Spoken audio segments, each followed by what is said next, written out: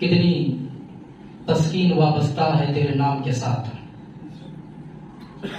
کتنی تسکین وابستہ ہے تیرے نام کے ساتھ، کانٹوں پہ بھی نیند آ جاتی ہے آرام کے ساتھ۔ ہر قسم کی تعریف، بڑھائی و کبریائی اس ایک اللہ عز و جل کے لائق و سزاوار ہے، جو اللہ ساری کائنات کا خالق و مالک، رازق اور پالنہار ہے۔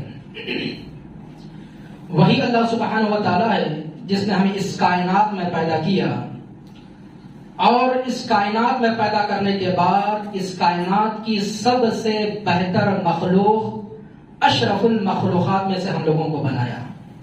یہ اللہ کا ہم پر بڑا کرم ہے، یہ اللہ کا ہم پر بڑا رحم ہے، کیونکہ اگر اللہ تعالیٰ چاہتا تو ہم لوگوں کو جانور بنا سکتا تھا، اگر اللہ تعالیٰ چاہتا تو ہم لوگوں کو پرندے بنا سکتا تھا، ہم لوگوں کو درخت یا دیوار بنا سکتا تھا، پتھر بنا سکتا تھا، جن کے اندر نہ ہی بولنے کی صلاحیت ہے، جن کے اندر نہ ہی سمجھنے کی صلاحیت ہے، لیکن اللہ کا بے حد شکر و احسان ہم پر یہ ہے کہ اللہ نے ہم کو انسان بنایا، اور انسان بنا کر اللہ نے ہم کو مسلمان بنایا۔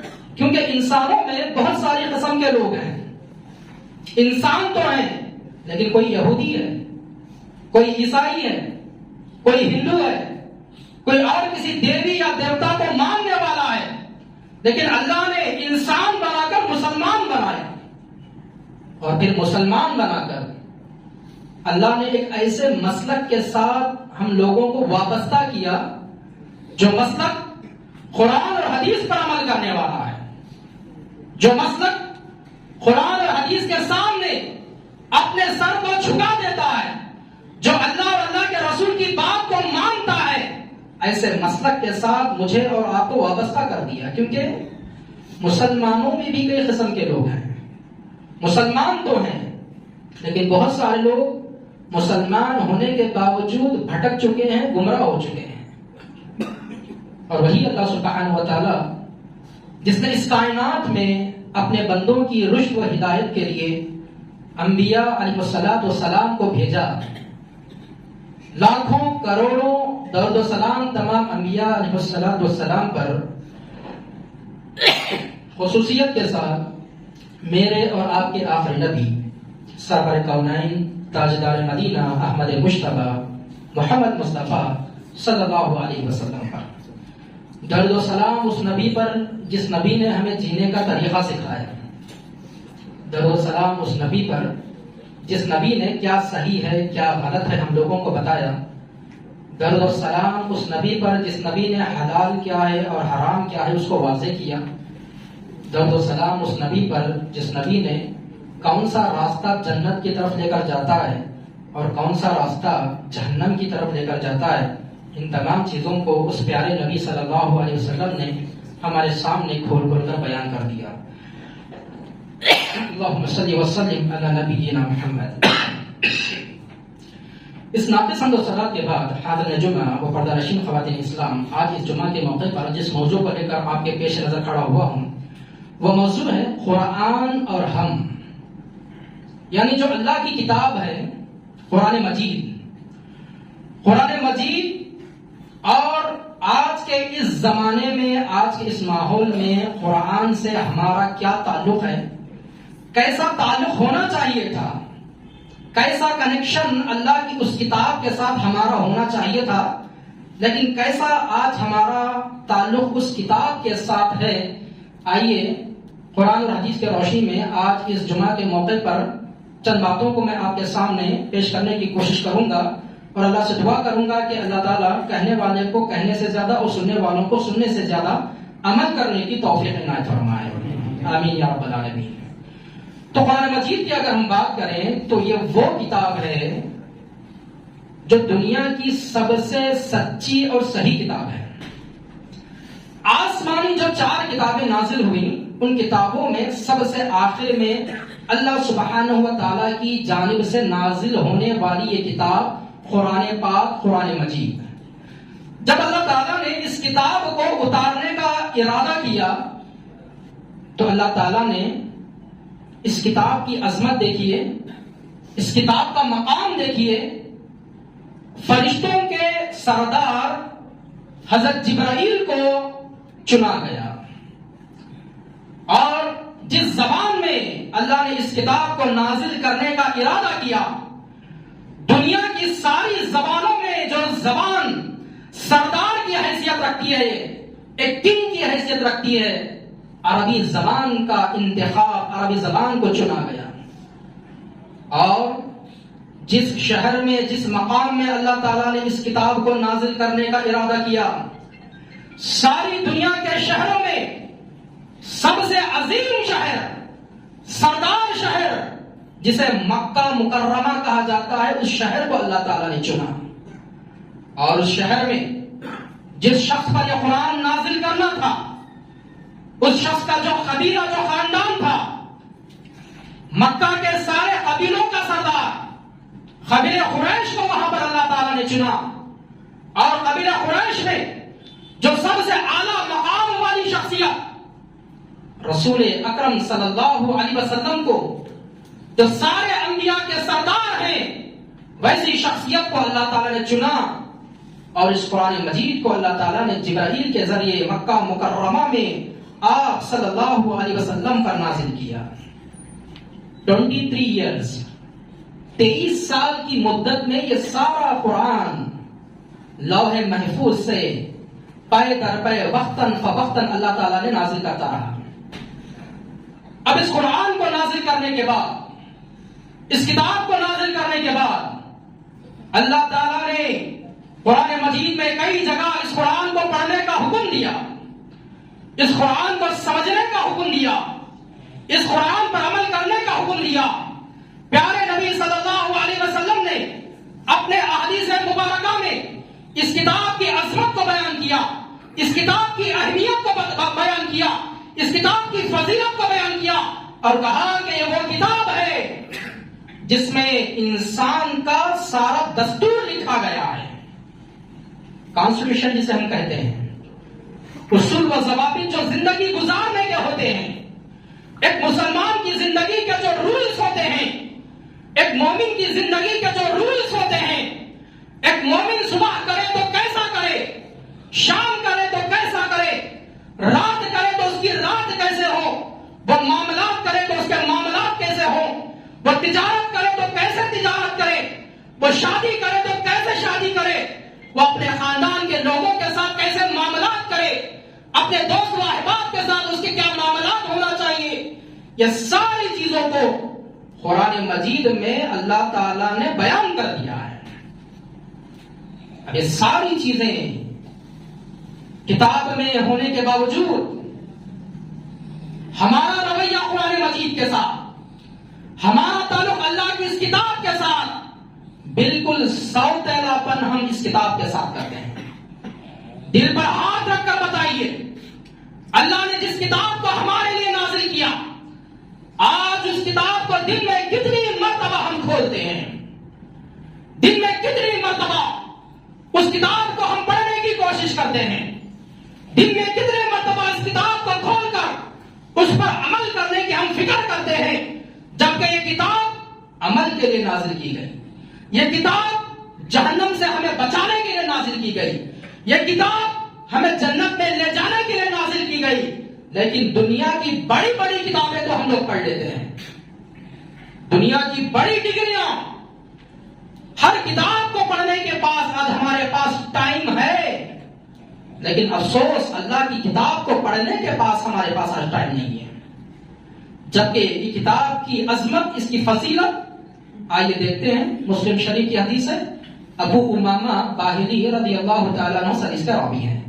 روایت اس طرح ہے، ان ابی امامہ الباہلی رضی اللہ تعالیٰ عنہ قال سمعت رسول اللہ صلی اللہ علیہ وسلم یقول اقرأوا القرآن فإنه يأتي يوم القيامة شفيعا لأصحابه رواہ مسلم۔ ابو امامہ باہلی کہتے ہیں کہ میں نے رسول اکرم صلی اللہ علیہ وسلم کو کہتے ہوئے سنا، آپ صلی اللہ علیہ وسلم نے کہا، آپ نے فرمایا اقرأوا القرآن، اے لوگوں قرآن پڑھو. آرڈر ہے، اللہ کے نبی کا حکم ہے، آرڈر ہے. اور فقہاء اور محدثین کہتے ہیں جہاں پر نبی کا کوئی آرڈر ہو، جہاں پر نبی کا کوئی حکم ہو، وہ آرڈر وہ حکم ہم پر واجب ہو جاتا ہے. واجب ہے قرآن مجید کو پڑھنا. اللہ کے نبی نے کہا اقرأوا القرآن، اے لوگوں قرآن پڑھو. پھر قرآن پڑھنے کا فائدہ کیا ہوگا؟ قرآن پڑھنے سے کیا انعام ملنے والا ہے؟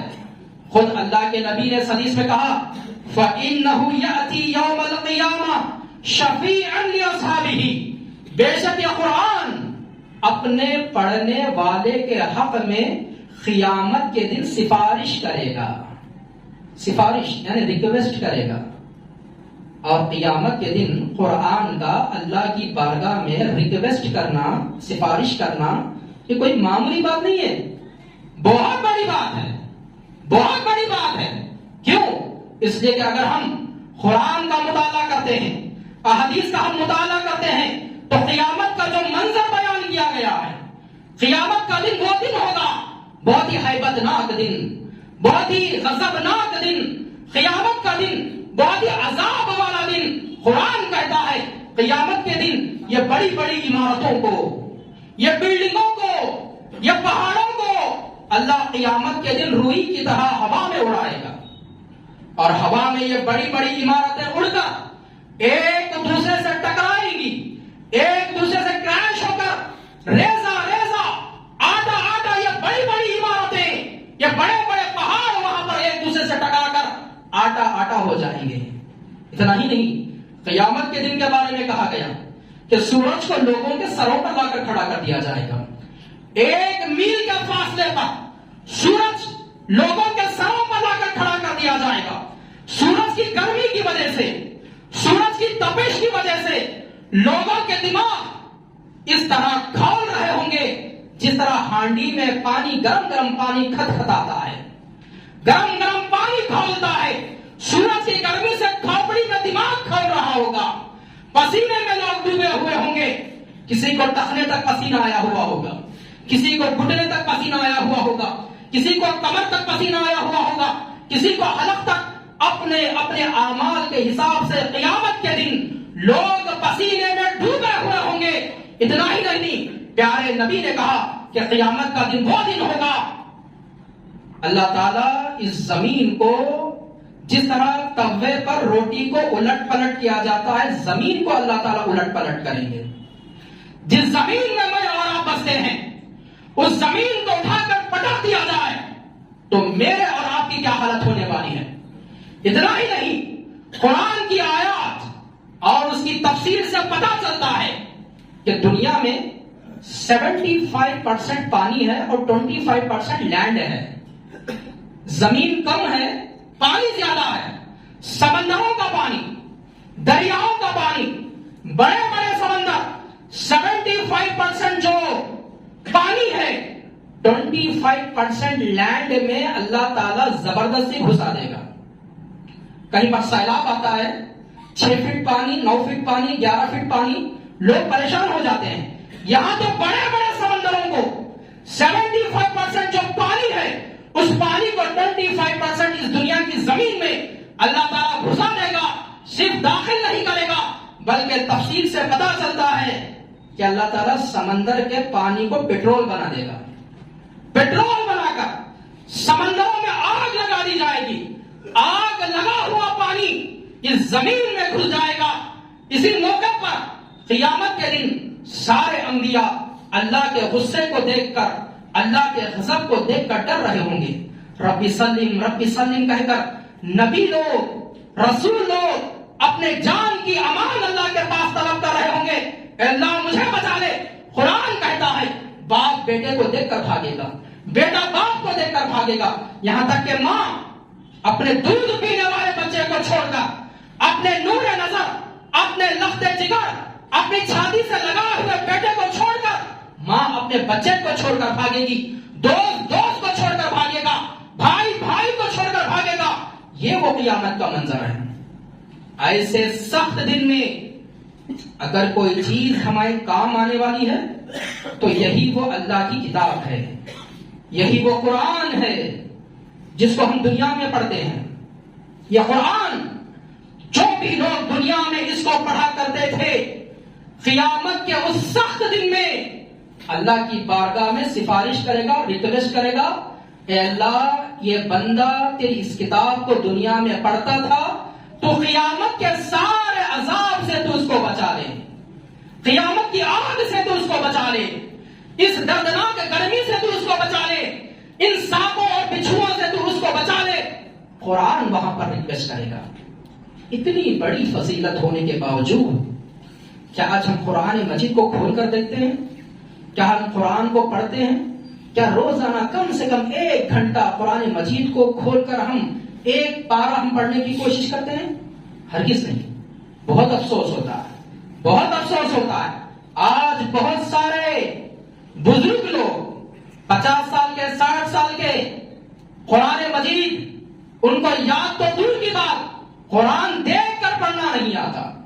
40 سال عمر ہو گئی ہے، 50 سال عمر ہو گئی، کسی کی 60 سال عمر ہو گئی، لیکن قرآن کو دیکھ کر پڑھنا نہیں آتا۔ اور وہی بزرگ نیوز پیپر پڑھتے ہیں، 12 صفحے کا نیوز پیپر، 14 صفحے کا نیوز پیپر، پورا نیوز پیپر شروع پیج سے لے کر آخری پیج تک، وہاں ریاست میں کیا خبر ہے، وہاں کیا ہوا، دلی میں کیا ہوا، ممبئی میں کیا ہوا، مہاراشٹر میں کیا ہوا۔ بزرگوں کو آج دنیا کی خبروں کو معلوم کرنے کی فکر ہے، لیکن اللہ نے جو سچے واقعات، جو سچی خبریں قرآن میں رکھی ہیں، اس کو سننے پڑھنے کی آج فکر نہیں ہے۔ پورا نیوز پیپر پڑھنے کے لیے 2 گھنٹے ہمارے پاس ہیں، اللہ کی کتاب کو پڑھنے کے لیے 15 منٹ آدھا گھنٹہ ہمارے پاس نہیں ہے۔ اللہ کے سچے واقعات کو سننے کے لیے آج ہمارے پاس ٹائم نہیں ہے۔ جن واقعات کو اللہ نے ہمارے لیے نازل کیا ہے، اسے سبق پکڑنے کے لیے اللہ نے نازل کیا ہے، لیکن ان نیوز کو جاننے کی ہم کوشش نہیں کرتے۔ دنیا کی نیوز کو جاننے کی بڑی فکر آج ہمارے اندر ہے۔ اگر میں نوجوانوں کی بات کروں، نوجوان نسل آج یوٹیوب پر، نوجوان نسل آج ٹویٹر پر، نوجوان نسل آج واٹس ایپ پر گھنٹے گھنٹے بیٹھ کر اپنے ٹائم کو پاس کرنا وہ اچھا سمجھتے ہیں، اور بار بار ایک نوجوان واٹس ایپ کو کھول کر دیکھتا ہے کہ کہیں میرے دوست کا کوئی میسج تو نہیں آیا ہے، بار بار ٹویٹر کھول کر دیکھتا ہے، بار بار وہ انسٹاگرام کھول کر دیکھتا ہے کہ کہیں میرے دوست کا کوئی میسج تو نہیں آیا ہے۔ دوست کے میسج کی فکر ہے، لیکن کائنات کے رب کا میسج جو قرآن میں ہے اس کو پڑھنے اور اس کو جاننے اور سمجھنے کی کوئی فکر آج ہمارے نوجوانوں میں نہیں ہے۔ نوجوان جب یوٹیوب پر بیٹھتے ہیں رات میں 12 بجے سے 2-3 بجے تک، رات میں 1 بجے سے 2 بجے تک، 3 بجے تک، کوئی ٹائم وہاں پر نظر نہیں آتا۔ آج بیکار کاموں کے لیے ہمارے نوجوانوں کے پاس ٹائم ہے، لیکن اللہ کی کتاب پڑھنے کے لیے 1 آدھا گھنٹہ ہمارے پاس ٹائم نہیں ہے۔ کتنے افسوس کی بات ہے یہ۔ اللہ تعالیٰ اس چیز کو ضرور پکڑے گا، آپ اس کو معمولی مت سمجھیے۔ اللہ نے جو ٹائم لیا ہے، اللہ نے جو وقت دیا ہے، اللہ نے جو عمر عنایت کی ہے، حدیث میں پیارے نبی نے کہا کہ قیامت کے دن جب تک 5 سوال کے جواب بندہ نہ دے پائے گا، اللہ کے پاس سے اس کے قدم نہیں ہٹ سکتے۔ اور ان 5 سوالوں میں سے ایک سوال عمر کے بارے میں ہوگا۔ عمر، ایج، میں نے تم کو دنیا میں پیدا کیا تھا، میں نے تمہیں دنیا میں بھیجا تھا، میں نے تمہیں 60 سال دیے تھے، میں نے تمہیں 70 سال دیے تھے، میں نے تمہیں 80 سال دیے تھے، تم نے اتنے سالوں میں کیا کیا؟ کیا میری کتاب کو کھول کر پڑھا یا نہیں؟ اللہ پوچھنے والا ہے۔ اللہ کی پکڑ سے اگر بچنا ہے، اگر ایک سکون والی زندگی چاہتے ہیں، ایک راحت والی زندگی چاہتے ہیں، اللہ کی کتاب سے اپنے آپ کو جوڑ لیں۔ یہ کتاب کوئی معمولی کتاب نہیں ہے، ساری کائنات کو پیدا کرنے والے، ساری دنیا کو چلانے والے اس اللہ کی یہ کتاب ہے۔ اس کتاب کے بڑے بڑے کلامات ہیں، اس کتاب میں شفا ہے، اس کتاب میں رحمت ہے، اس کتاب میں فضیلت ہے۔ اگر ہم دنیا کی پریشانیوں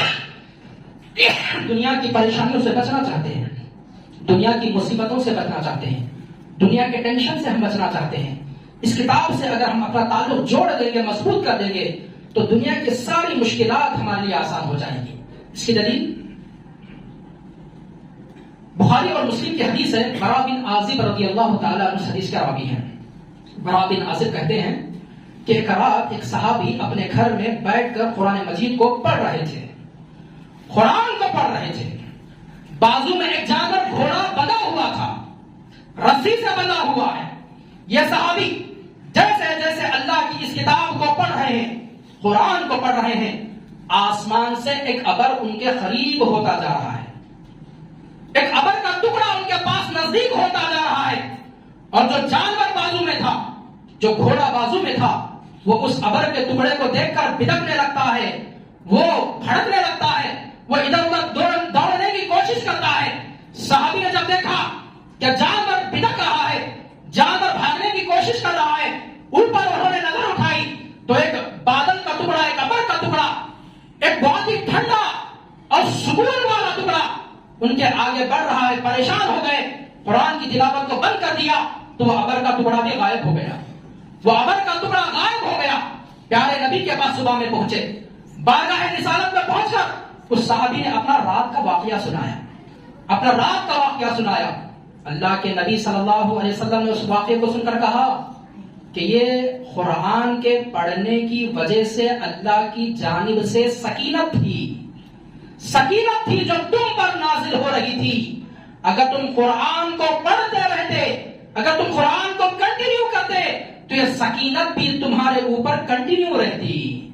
تو معلوم ہوا کہ جو لوگ قرآن کو پڑھتے ہیں، اللہ کی جانب سے ان کے لیے سکینت نازل ہوتی ہے، سکون نازل ہوتا ہے، اور اسی سکون اور اسی سکینت میں ہماری ساری مصیبتوں اور پریشانیوں کا حل ہے۔ آج ہم گھر کے اعتبار سے پریشان ہیں، آج ہم بزنس کے اعتبار سے ہم پریشان ہیں، آج ہم بچوں کے اعتبار سے پریشان ہیں، آج ہم نوکریوں کے اعتبار سے پریشان ہیں، دنیا کی کتنی پریشانیاں، کتنی مصیبتیں، آج ہم بیماری کے لحاظ سے پریشان ہیں، نئی بیماریاں، بڑی بیماریاں آج پیدا ہو چکی ہیں۔ یہ تمام مصیبتیں، پریشانیاں، یہ ٹینشن اور یہ ڈپریشن، اس کو ہم دور کرنا چاہتے ہیں تو قرآن میں اس کا علاج موجود ہے۔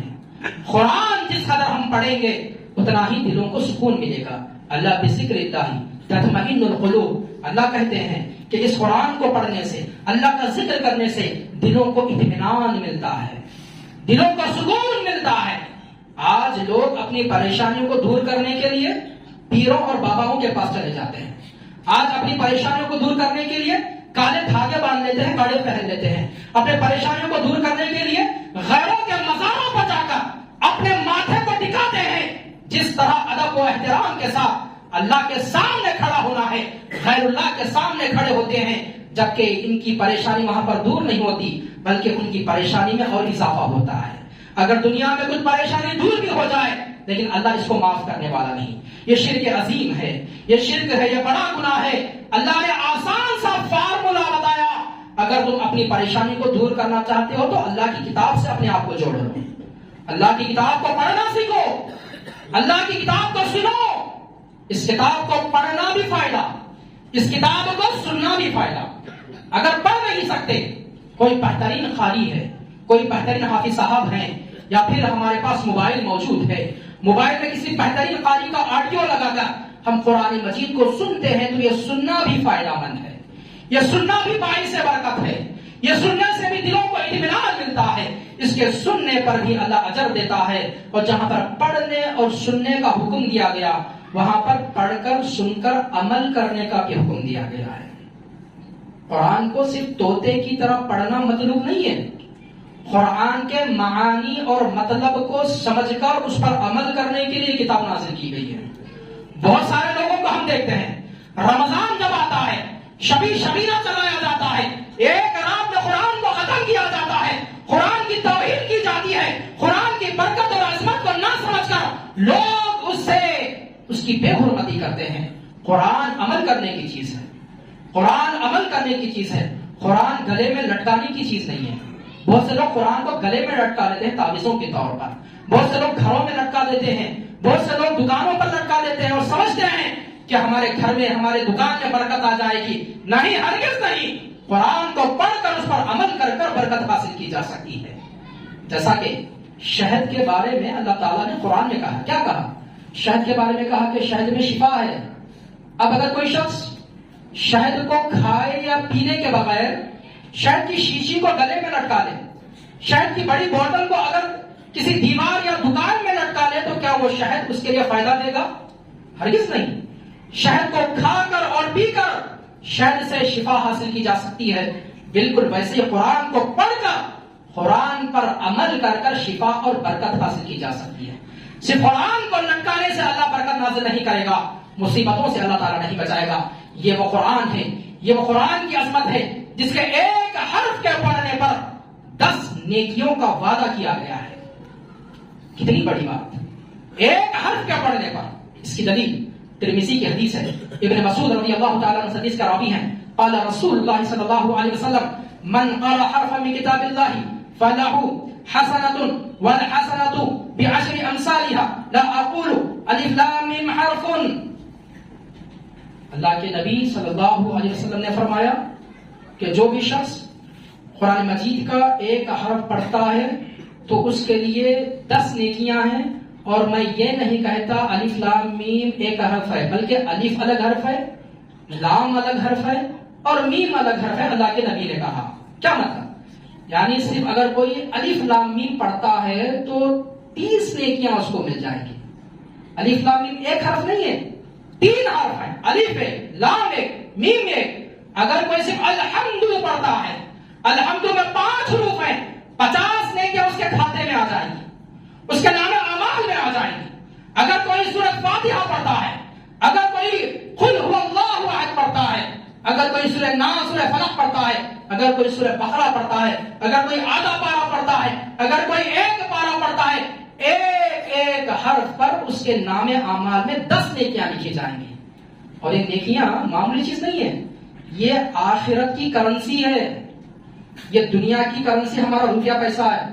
یہاں پر مشکلات سے بچنے کے لیے کوئی بیماری آ گئی، ہارٹ اٹیک آ گیا، کینسر آ گیا یا بخار آ گیا، کچھ بھی آ گیا، ہم ڈاکٹر کو پیسے لے جا کر دے کر بیماری سے اپنے آپ کو بچا سکتے ہیں۔ دنیا کی جو کرنسی ہے یہ روپیہ پیسہ، لیکن آخرت میں قیامت کے دن میدان محشر میں وہاں پر کوئی کرنسی اگر چلے گی تو وہ نیکیوں کی کرنسی ہوگی، نیکیوں کی کرنسی۔ جتنی نیکیاں ہم یہاں سے اٹھا کر لے کر جائیں گے اتنا ہی وہ چیزیں وہاں پر کام آئیں گی اللہ کے عذاب سے بچانے کے لیے۔ وہاں پر دنیا کا روپیہ پیسہ نہیں چلے گا، وہاں پر دنیا کا کوئی ڈالر نہیں چلے گا، وہاں پر دنیا کا کوئی ریال نہیں چلے گا۔ نہ آپ کی بلڈنگ کام آئے گی، نہ آپ کا گھر کام آئے گا، نہ آپ کی اولاد کام آئے گی، نہ آپ کی بیوی کام آئے گی، نہ آپ کے باپ کام آئیں گے، نہ آپ کے وہ دوست کام آئیں گے جن دوستوں کے ساتھ بیٹھ کر آپ گپے ہانکا کرتے تھے، جن دوستوں کی محبت میں آپ نمازوں کو چھوڑ دیتے تھے، جن دوستوں کی محبت میں آپ قرآن کو چھوڑ دیتے تھے، جن بیوی بچوں کی محبت میں آپ اللہ کی عبادت کو چھوڑ دیتے تھے، کوئی وہاں پر آپ کے کام آنے والا نہیں ہے۔ وہاں پر کام آئیں گی تو صرف وہ نیکیاں جو اللہ کو خوش کرنے کے لیے اس دنیا میں ہم نے حاصل کی ہوں گی۔ اور ایک حرف کے پڑھنے پر جب 10 نیکیاں مل رہی ہیں تو یہ کتنی بڑی بات ہے، آپ خود غور کر لیجیے۔ اور قرآن میں جو کہا گیا کہ باپ بیٹے کو دے کر بھاگے گا، کیوں؟ اسی لیے باپ یہ سوچے گا کہ کہیں میرا بیٹا مجھ سے میری نیکی کو نہ مانگ لے، مجھے خود ضرورت ہے اللہ کے عذاب سے بچنے کے لیے، مجھے خود نیکیوں کی ضرورت ہے، کہیں میرا بیٹا نہ مانگ لے۔ بیٹا باپ کو دیکھ کر بھاگے گا، کہیں میرا باپ میری نیکیوں کو نہ مانگ لے، مجھے خود ضرورت ہے اللہ کے عذاب سے بچنے کے لیے۔ وہ نفسی نفسی کا عالم ہوگا، وہ مقام، وہ جگہ۔ قرآن کے ایک حرف کے پڑھنے پر 10 نیکیاں آسانی کے ساتھ ہمارے کھاتے میں آنے والی ہیں۔ یہ قرآن مجید ہے۔ قرآن مجید، اس کی فضیلتیں، اس کی عظمتیں بے شمار ہیں، باتیں تو بہت ساری ہیں، لیکن وقت کی کمی ہمارے پاس ہے۔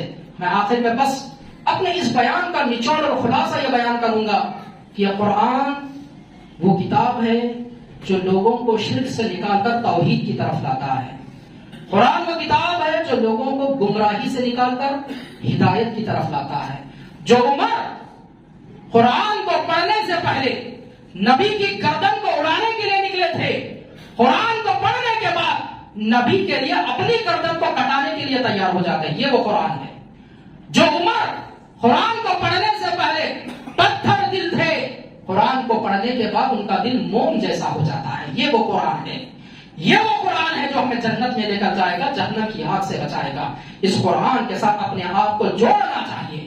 بہت سارے افراد یہ کہتے ہیں کہ ہماری عمر بڑی ہو چکی ہے، ہم 40 سال 50 سال کے ہو چکے ہیں، قرآن ہمیں نہیں پڑھنا تھا. قرآن پڑھنے کی ہم کوشش کرتے ہیں تو ہماری زبان نہیں پلٹتی ہے، زبان نہیں پلٹتی ہے.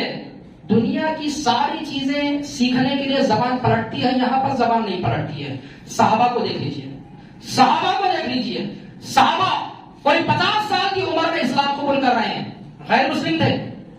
50 سال کی عمر میں، کوئی 60 سال کی عمر میں اسلام قبول کر رہے ہیں. لیکن 50 سال 60 سال کے بعد صحابہ جب قرآن کو حفظ کرنے کے لیے پڑھتے ہیں تو 60 سال کی عمر میں حافظ قرآن بن جاتے ہیں، 50 سال کی عمر میں حافظ قرآن بن جاتے ہیں. کیوں؟ اس لیے کہ قرآن سے ان کو محبت تھی، قرآن سے ان کو لگاؤ تھا. جس طرح صحابہ کی محبت قرآن کے ساتھ تھی، ویسے ہی قرآن کی سچی محبت ہمارے اندر بھی پیدا ہو جائے تو 50 سال ہو یا 60 سال ہو، قرآن کے سیکھنے اور سمجھنے میں کوئی دشواری نہیں ہوگی. بلکہ قرآن کو سیکھنے میں 50-60 سال والوں کو اگر تکلیف ہو تو اللہ کے رسول نے حدیث میں کہا کہ ایسے لوگوں کو 2 اجر ہیں، 2 اجر، ڈبل ثواب ہے. اللہ کے نبی نے کہا جو قرآن کو پڑھنے میں ماہر ہے وہ فرشتوں کے ساتھ ہوگا. الماہر بالقرآن مع السفرة الکرام البررہ. ماہر قرآن کو اچھا پڑھنے والا فرشتوں کے ساتھ ہوگا. لیکن جو قرآن پڑھتا ہے لیکن اٹک اٹک کر پڑھتا ہے، قرآن پڑھتا ہے، پڑھنے میں اس کو تکلیف ہوتی ہے، لہو اجران اللہ کے نبی نے کہا ہے، اس کو 2 ثواب ہے، ڈبل ثواب ہے. تو پھر ڈبل ثواب سے ہم کیوں محروم ہوں؟ آپ کوشش کیجئے، قرآن کو پڑھیے. دن کے 24 گھنٹے میں کم سے کم 1 گھنٹہ یا پھر ہر نماز کے بعد 10 منٹ ہم قرآن کو کے لیے اپنا وقت نکالیں گے، جس طرح رمضان میں ہم نکالتے ہیں. رمضان کے لیے قرآن خاص نہیں ہے، رمضان کے لیے خاص نہیں ہے. 24 گھنٹے، دن کے 24 گھنٹے اگر ہم قرآن کو پڑھیں گے تو وہ بھی ہمارے لیے کم ہے. تو کم سے کم 24 گھنٹے میں سے 1 گھنٹہ ہم اپنے اس اللہ کی کتاب کے لیے نکالیں. اللہ سے دعا ہے کہ اللہ تعالیٰ کہنے والے کو کہنے سے زیادہ، سننے والوں کو سننے سے زیادہ عمل کرنے کی توفیق عنایت فرمائے. آمین. وآخر دعوانا الحمدللہ رب العالمین.